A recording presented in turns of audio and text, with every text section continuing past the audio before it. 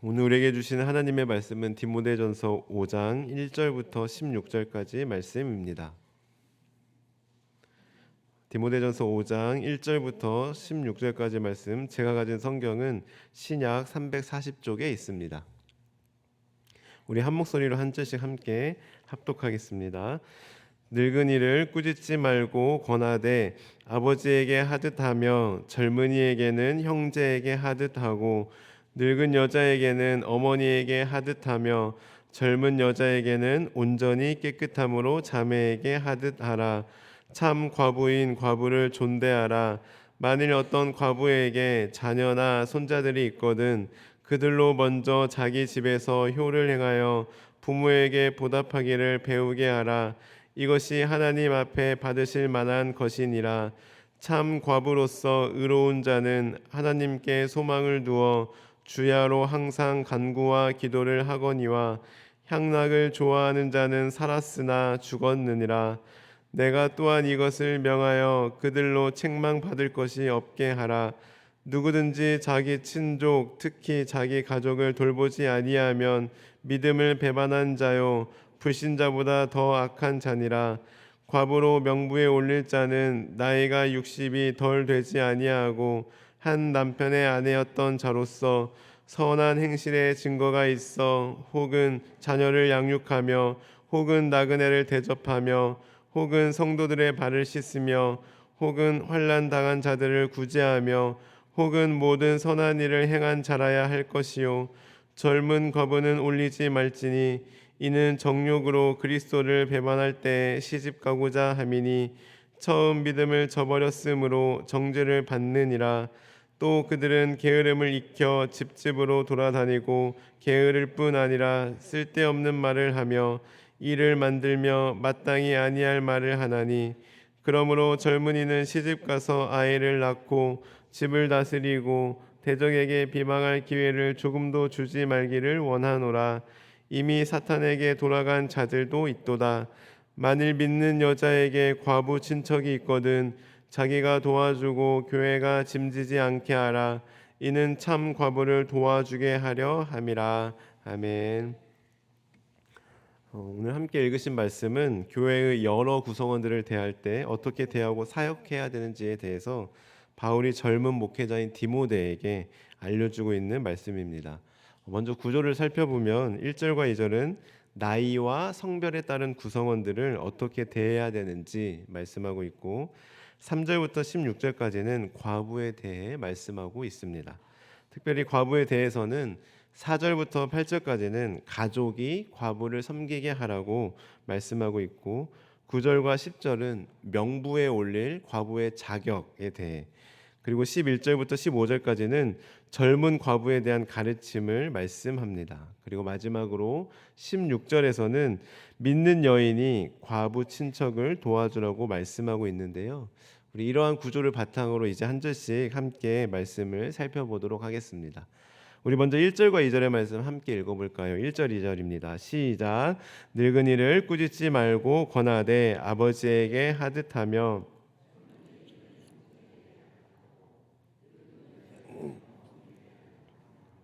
젊은 여자에게는 온전히 깨끗함으로 자매에게 하듯 하라. 아멘. 앞서 말씀드렸듯이 연령별로 교회 성도들을 어떻게 대해야 되는지 말씀하고 있는데요. 먼저 나이가 많으신 남자 성도에 대해서는 꾸짖지 말고 권하라라고 말씀하고 있습니다. 여기서 꾸짖다라는 단어는 헬라어 원어로 에피플렉세스라고 하는데 이것은 합당한 예우를 갖추어 온유한 태도로 대하라라는 의미를 담고 있습니다. 그리고 권하다라는 것은 파라칼레오라고 하는데요.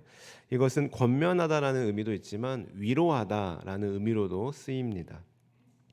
즉 목회자로서 당연히 자신보다 더 연세가 많으신 성도들이 있을 터이고 그 성도에게 권면해야 되는 상황도 오기 마련인데 이때 상대방에 대해서 건방지게 그리고 모욕을 주는 권면을 해서는 안 되고 합당한 예우를 갖추어 온유한 태도로 권면하고 위로하라라는 말씀인 것입니다.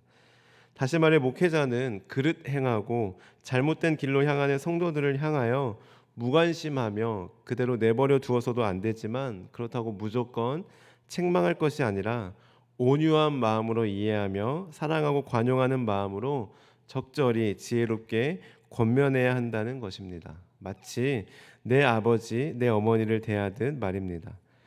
그런데 이 말씀을 읽으며 꼬투리를 잡기 좋아하는 분들은 또 이렇게 생각하실 것입니다. 저는 제 아버지, 제 어머니에게도 함부로 대합니다라고 말입니다. 그런 분들을 위해 부연 설명드리면 여기서 아버지, 어머니에게 하듯하라라는 말씀은 일반적인 상식적인 자녀의 태도를 기준으로 말씀하고 있는 것이지 내가 부모에게 하고 있는 기준이 아니라는 것입니다. 나아가 젊은 성도들을 대할 때도 마찬가지입니다. 내 형제 자매를 대하듯이 대하라라고 말씀하고 있습니다. 그렇다면 이것을 한마디로 정리하면 무슨 의미일까요? 방금 읽으신 1절과 2절을 다시 보시면 아버지에게 하듯하고 어머니에게 하듯하며 형제 자매에게 하듯하라라고 말씀하고 있는 것을 발견할 수 있습니다. 즉 교회 안에 있는 다양한 구성원들, 성도들을 모두 다 가족처럼 여겨라라고 말씀하고 있는 것입니다. 다시 말해 바울은 지금 교회를 하나님의 가정으로 연결시키고 있으며 교회는 예수님을 아버지로 모신 가족이라는 것입니다. 즉 주님 안에서 한 가족이기 때문에 서로 존중하며 친밀하게 사랑으로 따뜻하게 대하라라고 말씀하고 있습니다. 요즘 젊은 세대들이 아르바이트 자리를 구할 때 절대 가지 말아야 할 것 중에 하나가 바로 가족같이 일할 사람 구함이라고 써붙인 곳이라고 합니다. 왜냐하면 가족같이 일할 사람 구함이라고 해놓고 정말 막상 가면 가족처럼 막대하고 부려먹는다는 것이죠. 그래서 절대로 가족같이 일할 사람 구하는 곳은 가지 말아야 된다라는 글을 본 적이 있습니다. 여러분 마찬가지입니다. 가족은 친하다고 해서 막 대하는 관계가 아닙니다. 가족이니까 다 이해할 거야. 가족이니까 편하게 쉽게 대해도 돼라고 여겨서는 안 됩니다. 가족은 그저 친하냐 안 친하냐의 문제가 아니라 사랑으로 피로 똘똘 뭉친 공동체인 만큼 서로 존중하고 아껴야 하는 것입니다. 교회도 마찬가지입니다. 오늘 말씀에서 바울은 디모데에게 성도들을 가족처럼 대하라라고 분명하게 권면하고 있습니다. 교회 내 어르신을 공경하며 아버지 대하듯이 어머니 대하듯이 예의를 갖추어 존경하는 마음으로 대하고 젊은이들 또한 형제 자매 대하는 것처럼 친하게 대하지만 함부로 대해서는 안 된다라는 것입니다.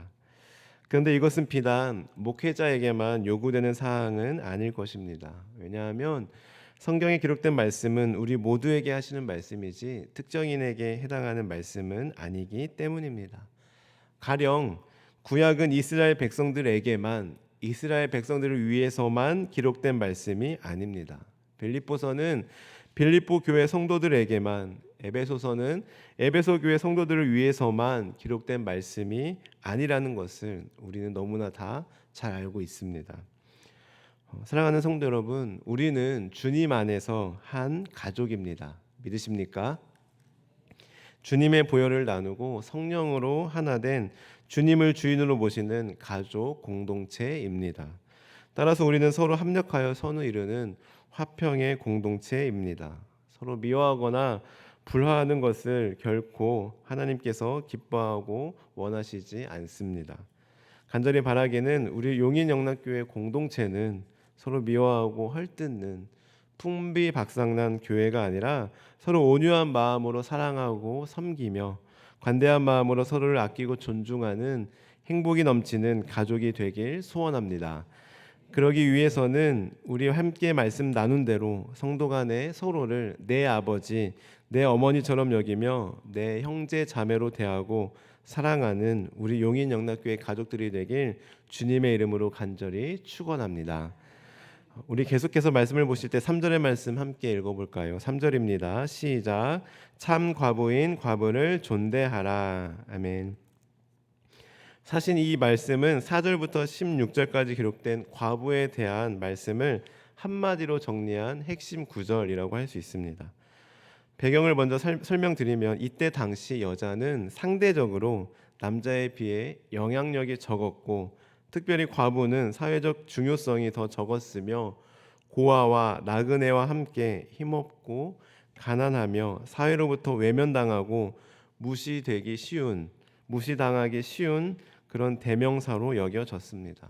그런데 그런 과부를 지금 바울은 어떻게 대하라고 말씀하고 있습니까? 존대하라라고 말씀하고 있습니다. 이것은 헬라어로 티마오라고 하는데요. 예의를 갖추어 존경하다라는 의미뿐만 아니라 경제적인 도움까지도 아끼지 않는다라는 뜻을 포함하고 있습니다.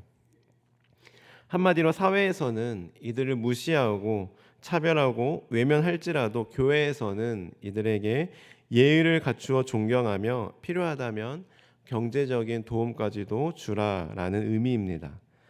따라서 이 말씀은 그야말로 이때 당시에 상당히 파격적이고 충격적인 말씀이었습니다. 사실 이 말씀은 더 넓게 보면 지위와 영향력 등 소유와 위치로 사람을 평가하는 세상과는 다른 방식으로 성도를 대하라는 말씀입니다. 다시 말해 사람들을 재산이나 직업, 지위에 따라서 차별하지 말고 비록 세상은 그렇게 사람을 평가하고 차별하여 대우한다 할지라도 목회자인 너 디모데는 그렇게 하지 말아라 라고 바울이 권면하고 있는 것입니다. 아니 차별하는 것에 그치지 말고 오히려 연약한 자들을 교회가 돌봐주어야 한다라고 말씀하고 있는 것입니다.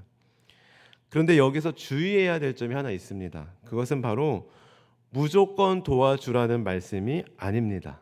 도와주는 데에도 기준과 지혜가 필요하다라는 것입니다.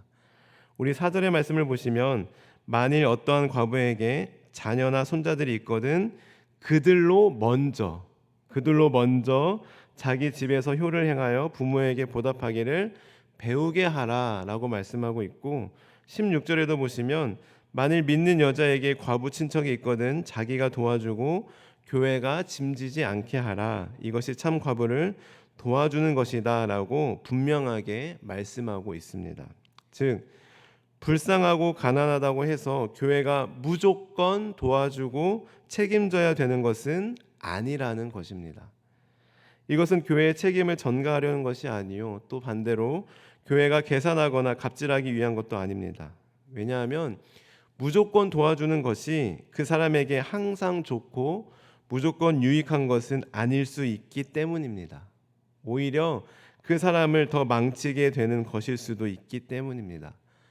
우리 4절과 16절 말씀을 다시 보십시오. 그 과부에게 만약 자녀나 손자가 있는데 그리고 만약 그 자녀나 손주가 충분히 자신의 어머니나 할머니를 부양할 능력이 있음에도 불구하고 교회가 그 역할을 대신한다면 오히려 그 자녀의 부모에 대한 책임과 의무를 교회가 대신 가져가서 그 가정의 질서를 무너뜨릴 수 있기 때문입니다.